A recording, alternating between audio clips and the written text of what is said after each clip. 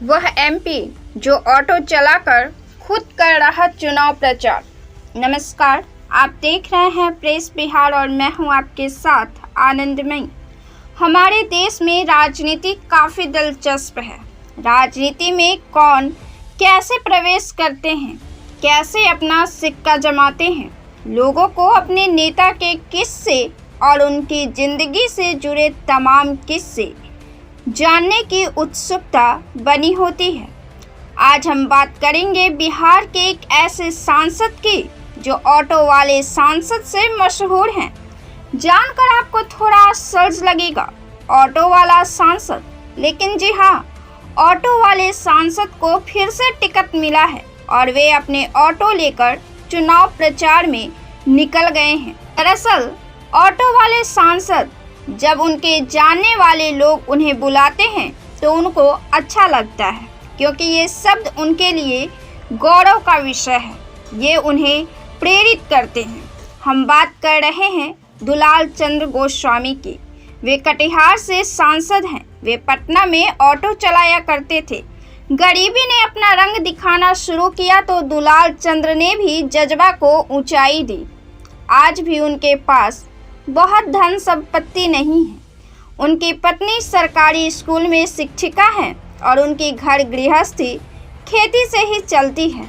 NDA प्रत्याशी दुलाल चंद्र गोस्वामी कहते हैं कि ऑटो वाला सांसद उन्हें इसलिए लोग कहते हैं क्योंकि ये किस्सा 1987 में कटिहार में आए प्रलयकारी बाढ़ से जुड़ा हुआ है। उस समय दुलाल चंद्र गोस्वामी बीए पार्ट 1 के छात्र थे। बाद में सब कुछ तबाह हो जाने के बाद आगे की पढ़ाई जारी रखने के लिए रोजगार की तलाश में वे पटना चले गए थे और आगे स्टूडेंट को ट्यूशन देकर खर्चा निकालकर आगे की पढ़ाई पूरा करने के उद्देश्य से पटना आ गए थे। मगर उनके साथ रहने वाले लोग, जिसमें अधिकतर लोग पटना की सड़कों पर ऑटो चलाया करते थे, उन्होंने ऑटो चलाने की सलाह दी। पटना की सड़कों पर वे लगभग 1 साल तक ऑटो चलाने का काम किया। इसके बाद वे कटिहार लौटकर सालमारी आरडीएस कॉलेज से अपने ग्रेजुएशन की पढ़ाई पूरी की। कटिहार जिले के सुदूर इलाके बारसोई अनुमंडल के करीमगंज के रहने वाले हैं दुलाल चंद्र गोस्वामी। छात्र जीवन से ही आर्थिक स्थिति कमजोर होने के कारण उन्हें कई तरह का संघर्ष करना पड़ा, लेकिन वे इन सब को हिम्मत से मात देते गए। राजनीति में उनका प्रवेश साल 1995 में हुआ था और वे भाजपा से इसकी शुरुआत किए थे। वे भाजपा से बिहार में उस समय सबसे कम उम्र में विधायक बने थे। फिर बारसोई, जो वर्तमान में बलरामपुर विधानसभा क्षेत्र के नाम से जाना जाता है, जदयू कोटा में चले जाने के बाद टिकट नहीं मिलने से निर्दलीय के रूप में चुनाव लड़े थे और मजे की बात है कि जदयू के उम्मीदवार को हराने में कामयाब हो गए और जीत कर आए थे। उन्होंने कटिहार के बड़े वामपंथी नेता महबूब आलम को शिकस्त दिया था।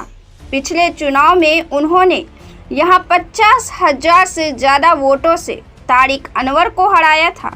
2013 में जब नीतीश कुमार ने भाजपा से गठबंधन तोड़ा था, तब उनके पास 118 विधायक थे।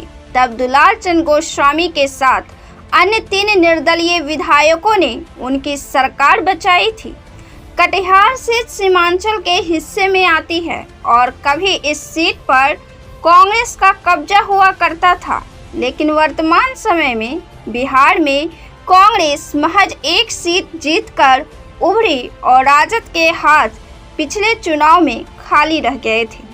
2010 में पहली बार जीतन राम मांझी की सरकार में दुलाल चंद्र गोस्वामी श्रम संसाधन मंत्री बने। उसके बाद के चुनाव में वे हार गए, लेकिन तब तक वे मुख्यमंत्री नीतीश कुमार का विश्वास जीत चुके थे। इसी कारण उन्हें 2019 में लोकसभा चुनाव का टिकट दिया गया और एनडीए गठबंधन के प्रत्याशी के रूप में दुलाल चंद्र गोस्वामी कटिहार के सांसद बन गए। दुलार चंद कहते हैं, जिस देश में कभी चाय बेचने वाला एक साधारण आदमी प्रधानमंत्री बन सकता है, तो एक ऑटो वाला सांसद क्यों नहीं बन सकता। राजनीति से इतर देखा जाए तो पीएम मोदी गरीबों के लिए गजब का जज्बा है, क्योंकि वे कभी चाय बेचा करते थे और आज देश के प्रधानमंत्री हैं।